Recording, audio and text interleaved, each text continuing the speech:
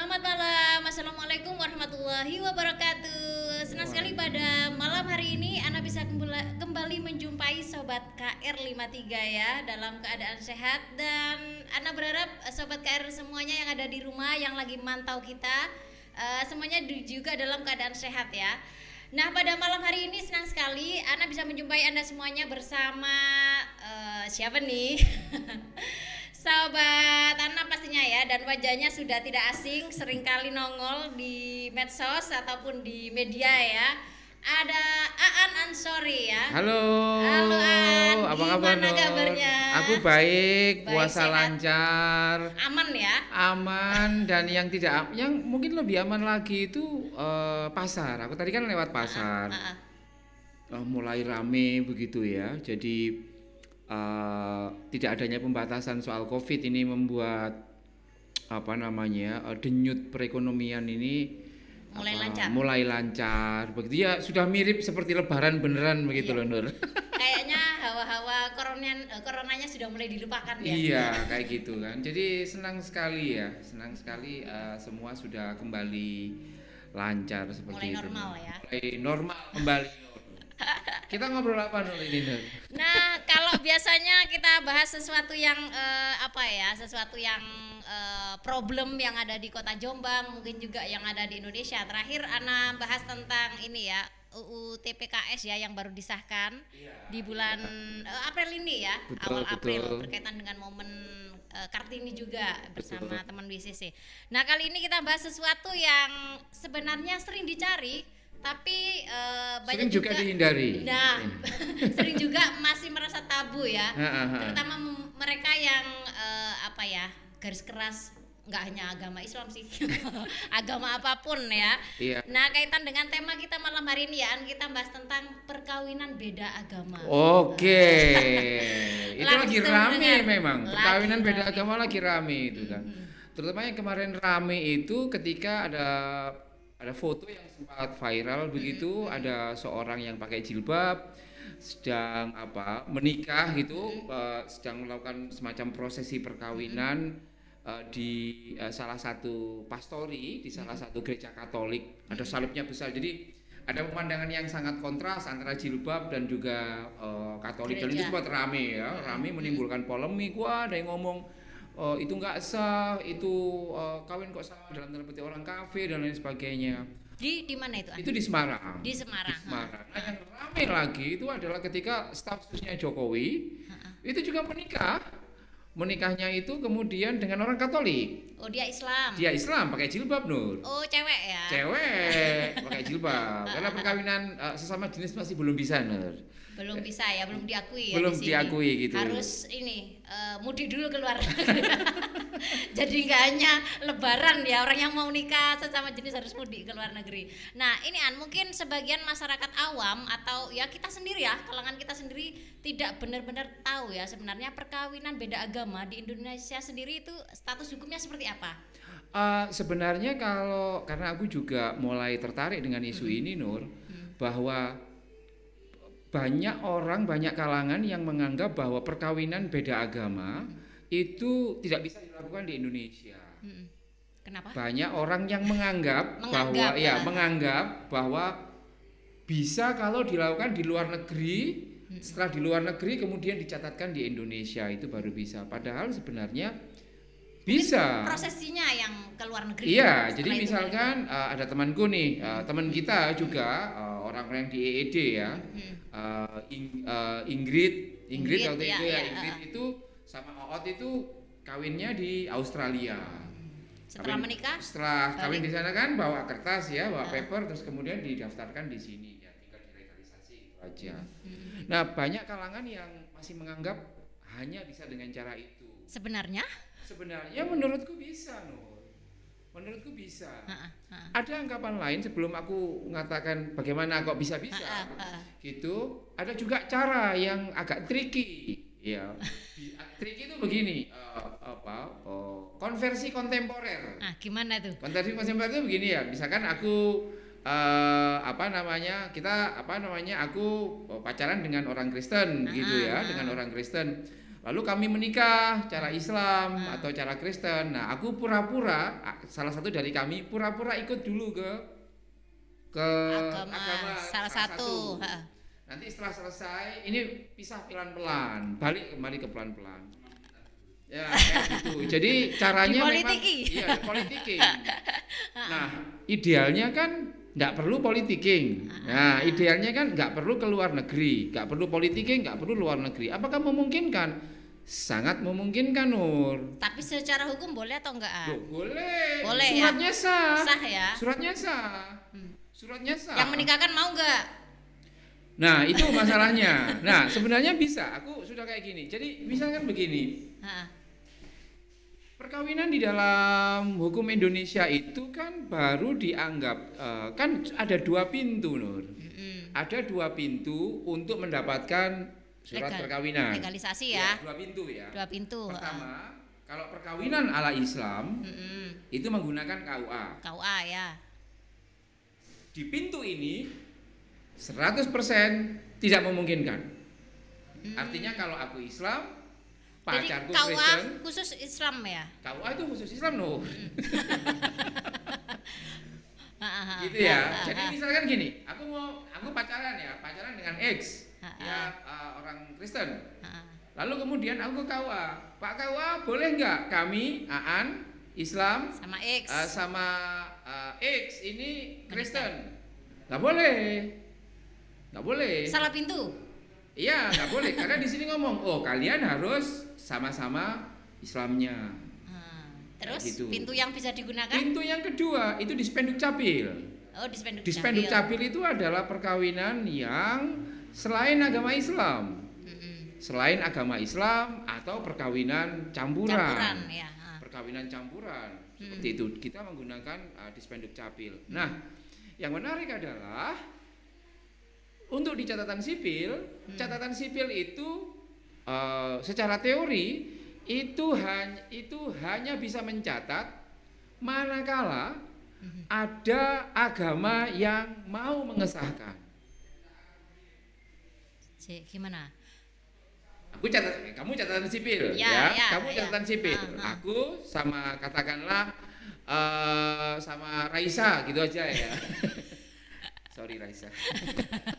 Kalau Raisa ini Kristen gitu kan, bukan Raisa itu. Gitu kan. Aku mau ke catatan sipil. Pak, catatan sipil aku mau nikah. Maka catatan sipilnya harusnya ngomong. Kamu dinikahkan oleh gereja mana? Oleh lembaga agama mana? Kayak gitu. Kalau dia Kristen, nah katakanlah dia Kristen, kemudian aku harus mencari yang mau ya, kami harus mencari gereja yang bersedia untuk mengawinkan kami, di mana masing-masing identitas dari kami tetap dijaga. Nah, sepanjang kemudian ada gereja dan itu ada beberapa yang sudah, misalkan beberapa GKI, kemudian beberapa GKJ, kemudian yang saya tahu di GPIB itu. Dan yang terakhir itu Katolik bisa ya? Bisa. Aku melakukan mengikuti secara langsung temanku yang Muslim dapat orang Katolik, kemudian dia diberkati di gereja Katolik, kemudian ya sudah selesai surat perkawinan yang dikeluarkan oleh catatan Capil, iya Capil. Tapi harus ada lembaga yang mau mengawinkan. Iya. Catatannya harus ada itu ya? Agama yang mau mengawinkan. Kalau misalkan penghayat kepercayaan bisa. Penghayat itu bisa, misalkan aku penghayat, dapat orang Islam pacaran. Gitu. Bisa dikawinkan oleh penghayat tanpa harus yang Islam menjadi penghayat. Seperti itu, Nur. Ini bukan soal dosa atau tidak dosa, karena dosa atau tidak dosa itu kan wilayah teologis. Ini adalah wilayah rights, wilayah hak. Kan di dalam hak asasi manusia di Undang-Undang 39 tahun 99 itu kan setiap orang itu kan memiliki hak asasi untuk membentuk sebuah keluarga secara merdeka kayak gitu. Jadi kalau misalkan ada seseorang yang meyakini bahwa ia mampu membentuk sebuah keluarga dengan orang yang berbeda agama, maka by law negara harus menjamin itu, dan di Indonesia memang memungkinkan.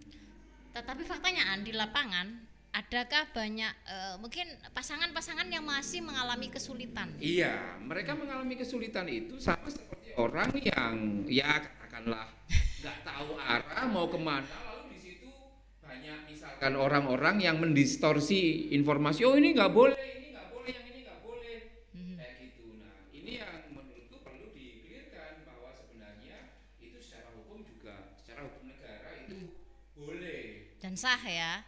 dan sah. Dan sah. Representasi Tuhan itu kan di negara, Nur. Iya. Negara Islam, negara Indonesia ini kan sudah dianggap oleh orang-orang NU itu sebagai representasi negara Islam kan. Kan para leluhur-leluhur kita kan ngomong negara Republik Indonesia ini adalah negara yang sudah sesuai dengan syariat Islam. Jadi nggak perlu ada negara Islam. Artinya apa? Kalau misalkan negara itu mengeluarkan undang-undang, maka itu juga aku menganggapnya itu adalah sudah sudah mengikat secara hukum. Jadi tidak perlu dipertentangkan apakah Islam itu memperbolehkan ketika atau tidak ketika negara sudah jelas-jelas membolehkan.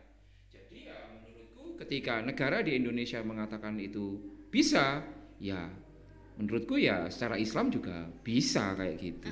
Tapi secara secara individu ya atau anak-anak remaja sendiri atau pasangan itu sendiri seringkali merasa galau. Iya. Nah, jadi secara misalnya oh ya benar-benar cinta atau merasa udah cocok, tapi dari hati sendiri, kok aku seolah-olah itu tadi anggapannya kok menikahi orang yang kafir atau orang yang berbeda dengan Betul, kita. Belum lagi keluarganya Iya. Gimana? Karena itu memang misalkan di agama kita itu doktrinnya kan kuat. Kuat ya. Begini, doktrinnya kuat. Aku ingin mengatakan begini, Nur. Ada 3 kelompok di dalam Islam itu menyangkut pandangannya terhadap perkawinan beda agama. Ada 3 kelompok. Jadi wong Indonesia, wong Islam Indonesia atau Islam sak dunia lah, itu terkait perkawinan beda agama itu akan terfragmentasi menjadi 3 kelompok. Yang pertama, kelompok terbesar, kelompok mainstream. Aku menganggapnya kelompok konservatif. Ngono ae lah. Kelompok konservatif itu ngene. Islam yang ada di dunia ini adalah Islam dan non-Islam, dan non-Islam itu adalah kafir. Islam nggak boleh dapat orang kafir. Semua non-Islam dianggap kafir. Maka kalau mau mengawini orang Islam, maka kamu harus masuk Islam. Atau kalau ada orang Islam kemudian kok sampai melakukan perkawinan dengan orang kafir, maka ia akan distigma. Jadi kelompok ini kemudian menutup pintu rapat-rapat, ya, menutup pintu rapat-rapat terkait dengan perkawinan beda agama. Siapa kelompok ini? Ya sebagian besar orang Islam di Indonesia. Apakah itu salah? Aku tidak tahu apakah itu salah dan benar. Tapi yang jelas ada hak orang yang terlanggar, yang tidak bisa terlayani. KUA menurutku masuk dalam kategori ini. MUI, beberapa kelompok-kelompok Islam, organisasi Islam mostly itu masuk di kelompok ini. Argumentasinya bisa disusun macam-macam, termasuk ayat ini. Di ayat ini mereka selalu mengatakan, misalkan di Al-Baqarah 221 di situ disebutkan, ini biasanya menjadi ayat favorit mereka yang ini. Dan janganlah kamu ya, wala tankihul musyrikati ala hatta yu'minu. Sorry aku enggak lihat. Bismillahirrahmanirrahim. Wala tankihul musyrikati hatta yu'min. Wala amatum mu'minatun khairum mim musyrikati walau a'jabatkum. Wala tunkihul musyrikina hatta yu'minun. Dan janganlah kamu nikahi perempuan musyrik sebelum mereka beriman. Tuh kan kita kan nggak boleh. Nah masalahnya siapa yang disebut orang musyrik itu? Orang musyrik itu adalah orang yang menyekutukan Tuhan. Gitu. Nah orang-orang Kristen, orang-orang Protestan, orang-orang Katolik, orang-orang yang lain itu termasuk orang musyrik tidak? Di sini titik tolaknya. Orang yang cara pandangnya cukup terbatas akan menganggap orang-orang di luar Islam dianggap orang-orang musyrik. Padahal tidak seperti itu. Kan ada banyak orang, ada orang musyrik, ada orang kafir, ada ahlul kitab dan lain sebagainya. Tapi oleh kelompok satu, kelompok yang mainstream ini menganggap kabeh ini musyrik loh. Mungkin sekolahnya dulu itu ngantuk. Ya, ketika tafsir Al-Qur'an, kemudian ketika ulumul Qur'an ini ngantuk. Sehingga kabeh diarani musyrik kena ayat ini loh. Saklek ya. Iya. Terus kelompok yang kedua? Kelompok yang kedua kelompok moderat Kelompok moderat ini lebih tercerahkan dikit. Gitu. Middle. Iya, dia mengatakan, "Oh, sama ahlul kitab boleh." Tapi bolehnya hanya ketika orangnya Islam, yang laki-laki Islam, perempuannya ahlul kitab. Oh, laki-laki. Begitu, ya ada ayatnya. Tapi kelompok yang satu, yang awal tadi ngomong, nggak bisa kayak gitu. Ahlul kitab di dalam Al-Quran, menurut argumentasi orang mainstream, yang tadi, ahlul kitab yang ada di situ kan sebelum Islam datang. Kalau sesudah Islam datang, kok mereka masih ahlul kitab, ya dianggap orang kafir. Gitu logikanya. Gitu. Aduh, kelompok yang ketiga? Kelompok yang ketiga progresif, Nur. Progresif. Kelompok progresif itu adalah yang menganggap bahwa semua manusia itu diciptakan berpasang-pasangan dan apa namanya? Kalau di Indonesia bahwa tidak ada orang musyrik karena agama itu berkaitan dengan soal keyakinan kayak gitu. Menurutku, aku merasa bahwa aku sependapat dengan kelompok progresif ini yang mengatakan bahwa orang Kristen, orang Yahudi, orang Nasrani, orang Sabiin, orang-orang Hindu dan lain sebagainya, selama mereka itu meyakini Tuhan, berbuat baik, maka mereka dianggap sebagai, aku anggap sebagai orang-orang yang percaya, believers, orang-orang yang percaya begitu, mukmin, orang-orang yang percaya.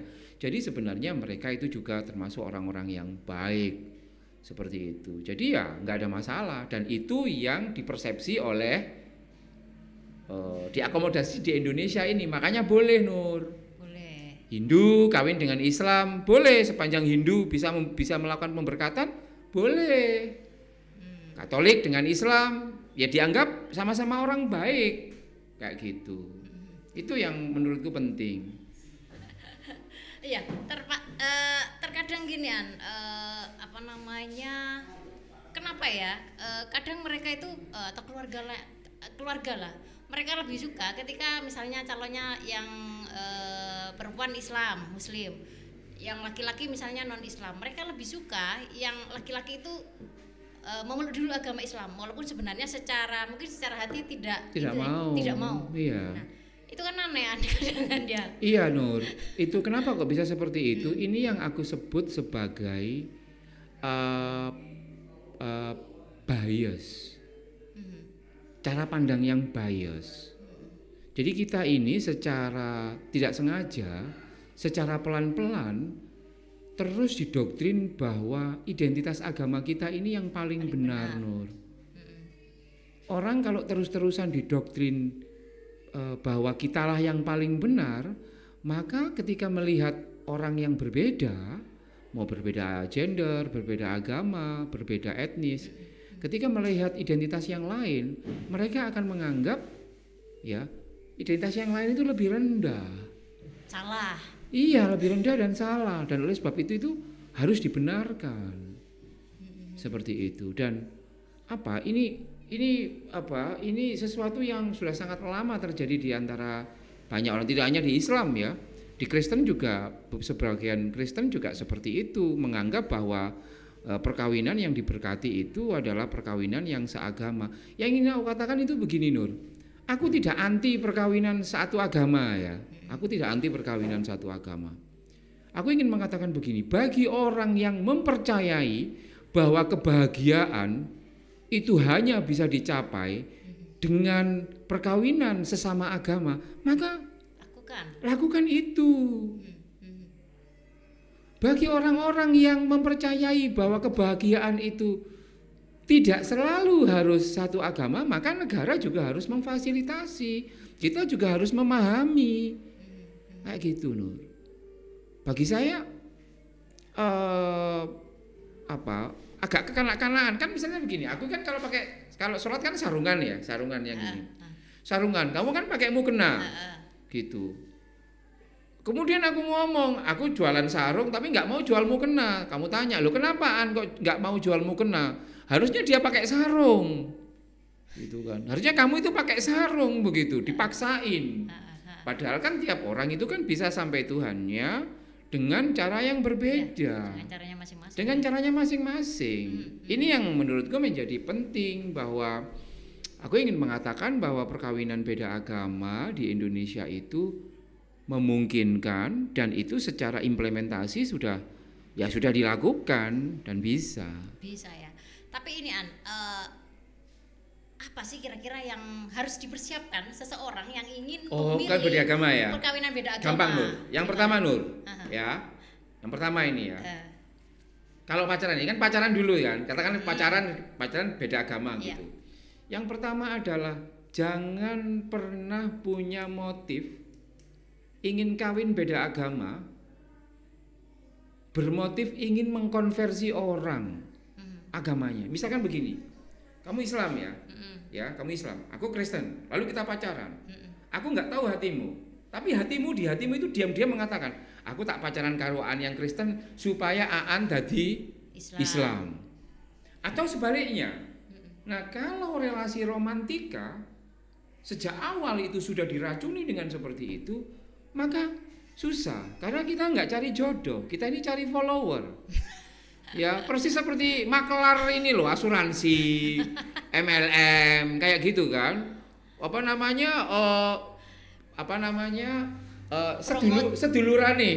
Sedulurane ku ora sepiro tulus.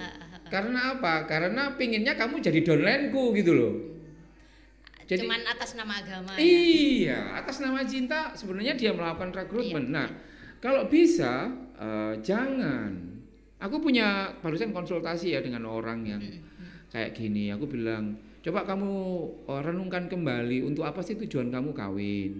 Kalau tujuan kawin itu adalah sama-sama untuk bahagia, percayalah bahwa kebahagiaan itu bisa diretas dengan menggunakan dua agama itu. Bisa kok, menurutku bisa. Aku pernah nulis soal salah satu putri Nabi yang kawin dengan orang yang belum Islam kayak gitu pada waktu itu. Dan mereka jalan terus. Ada beberapa yang kemudian pegatan, ada yang tidak.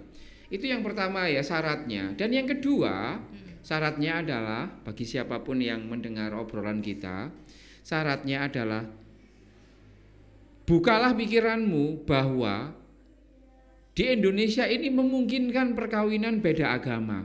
Kalian tidak perlu harus konversi terlebih dahulu. Konversi temporer. Kita nyamain kolom agama dulu deh, baru kemudian setelah dapat surat kita nanti balik. Bagi beberapa orang, cara seperti ini dianggap menghina agama. Karena apa? Agama kayak dibuat pencloan gitu aja. Mempermainkan agama. Padahal sebenarnya yang melakukan ini juga nggak salah-salah banget. Karena tidak ada pilihan. Karena mereka taunya pilihannya itu. Gitu loh. Coba kalau misalkan pemerintah itu juga mensosialisasikan secara aktif. Bagi kalian yang mau melakukan perkawinan beda agama, begini caranya. Kan kita nggak pernah dengar. Nanti ada yang war-waran memprotes. Loh, pemerintah kan sedang melakukan haknya, melakukan kewajibannya untuk gini. Harusnya, misalkan kalau kamu cara ngurus pajak, maka ini. Masa ketika pajak aja untuk urusan duit mereka kenceng ya, sosialisasi kenceng. Tapi giliran soal perkawinan beda agama, diem 1000 bahasa. Atau malah cenderung, kalau yang kontroversial gitu kan. Iya, kayak gitu. Terus yang ketiga apa tadi? Itu syarat yang kedua ya. Jadi syarat yang kedua itu adalah selalu berpikir terbuka bahwa perkawinan beda agama itu adalah bisa. Seperti yang ketiga kita bisa obrolkan nanti, Nur. Iya, ini aku punya teman ya dia. Senang aku kalau ada aku punya teman ini. Jadi mereka udah pacaran nih, beda agama. Iya, oke. Terus? Pacaran beda agama. udah dijalani dan sudah cocok, tetapi background si perempuan ini adalah kelompok yang pertama tadi Oh, iya. Islam yang itu loh, yang apa namanya, yang konservatif. Konservatif. Nah, sehingga oke, kalau nggak jalan ya, akhirnya. kalau pacaran aku sih mau, tapi kalau menikah ini aku nanti bisa jadi anak durhaka. Nah, itu yang kasusnya, sehingga kalau pacaran sih masih bisa, tapi kalau menikah kayaknya harus melawan arus yang dimulai dari keluarga, orang tua, itu kayaknya cukup berat bagi dia, beban berat bagi dia. Menurutku kedurhakaan itu kan sebenarnya relatif ya Nur. Orang tua kita ini mendidik kita ini supaya pintar, supaya bisa mikir, kayak gitu. Tapi itu seringkali jadi alat. Oh iya. Kamu nggak nurut, kamu mau durhaka sama orang tua, itu jadi alat utama orang tua ya, seringkali beberapa kasus Betul, kayak gitu. betul.